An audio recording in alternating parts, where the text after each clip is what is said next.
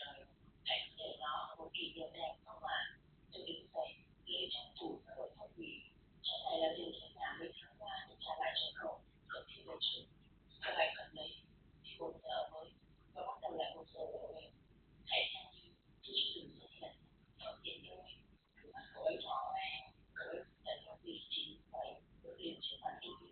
Cậu ấy ôm tôi, một cái ôm thật chặt, một khắc thì này một chút vào lòng, em hiểu rồi. Cậu ấy thì thầm, sẵn sàng sự chủ động. Em trân trọng sự chú chỉ, cả bốc chỉ vì tất cả. Cậu ấy không dọn đi, chỉ lại buồn nản trong sáng. Từ cái ngày đầu tiên cậu ấy đến, tôi được đứng trên ban công, sẵn sàng vào tìm hoa giấy, và nhìn theo bóng của cậu ấy sang hồ, sau một gọi hỏi. Lần này tôi đã không khóc, nhưng mà dường như đã cảm thông đêm qua. Căn nhà lại trở về, với sự chỉ phạm vi sợ người. Căn bệnh vẫn lại trên không, cuối cùng mới thật là chỉ còn lại mình với những ngày đầu tiên tôi đã vật vã trong nỗi nhớ.